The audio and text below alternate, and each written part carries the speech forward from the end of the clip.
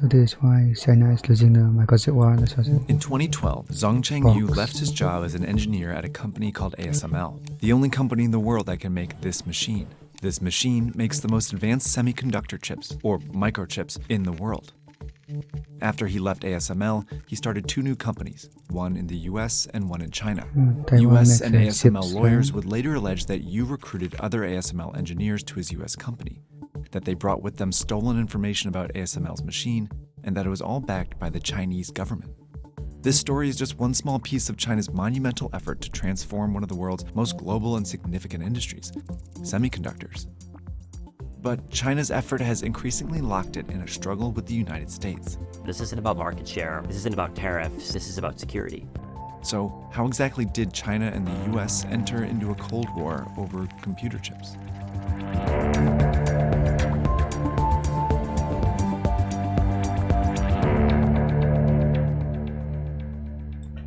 Complex about the microchip. This is the first semiconductor chip, invented in the 1950s by engineers in the US. It's a piece of silicon with 4 transistors on it. The more transistors, the more powerful the chip. By 1960, engineers had already made one with 4 times the transistors, and each year they figured out ways to add more. So since the early 1960s, semiconductors have improved at an exponential rate. This is Chris Miller, author of Chip War. The founder of Intel, Gordon Moore, predicted in 1965 that the computing power produced by a single chip would double every year or so, and that rate has held true roughly up to the present. The first companies dedicated to making chips were in the US, where they really just had one main customer, the US government. The first use cases were actually in guidance computers that were in NASA spacecraft as well as in missile system. The complex guidance equipment, the system's electronic brain. Since chip companies were making better and better chips each year, the US government believed a deep partnership with them would ensure that it always had access to the most advanced ones. The US government has believed that computing has been a core determinant of nations' power on the world stage. You think about the ways that computing has been used to crack codes in World War II or to track Soviet submarines during the Cold War. I think that judgment is correct. At first, these chip companies handled the entire supply chain. They designed the chips, manufactured them, and assembled them into a package for installation into a product, all within the US. But by the late 1960s, they realized they could make a lot more money designing chips for civilian products, like corporate computers. They just had to make a lot more of them, and a lot less expensively.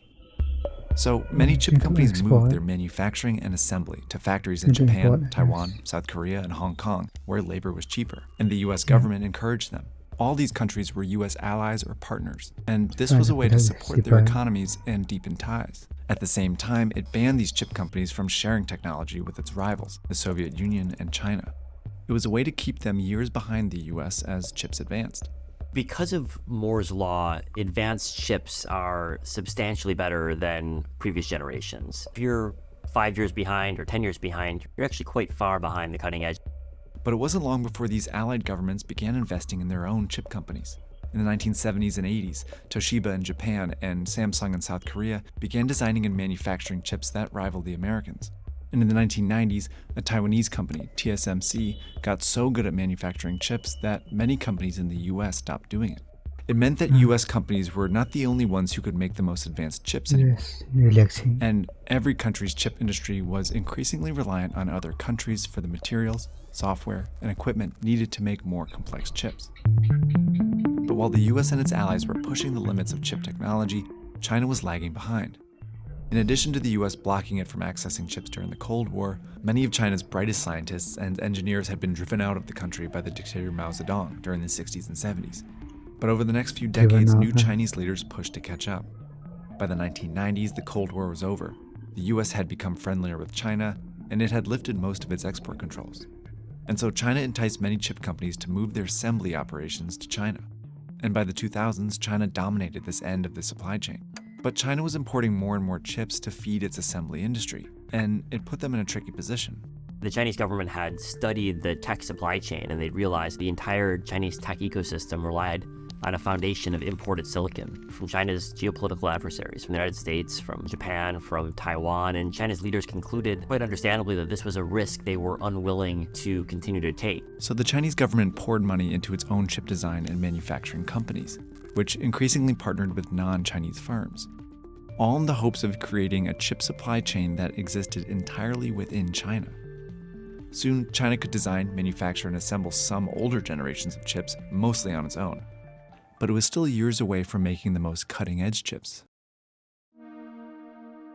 This is one of those chips. It's got around 114 billion transistors on it. Remember, in 1960, chips had 4.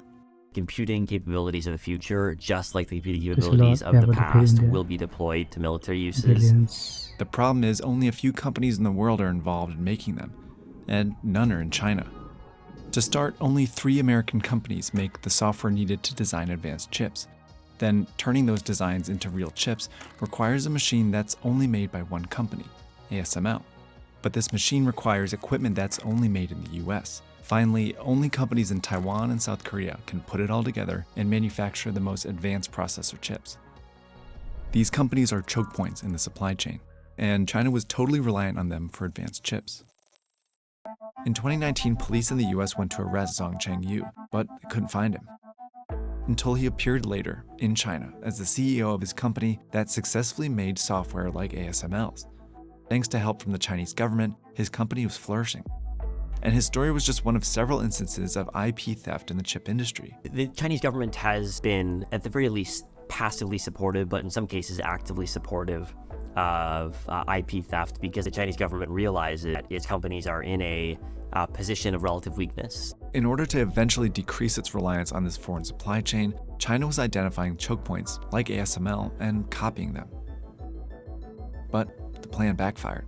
And this has really angered US government and other governments, and caused them to take China's subsidies as a more security-focused issue rather than just an economic issue. This was happening at the same time that the relationship between the US and China was becoming less cordial and more competitive. China's market distortions and the way they deal cannot be tolerated. A tremendous intellectual property theft situation. Game on here, a trade war between the United States and China. Trump says he plans to impose a 10% tariff increase on China. If they don't want to trade with us anymore, that would be fine with me.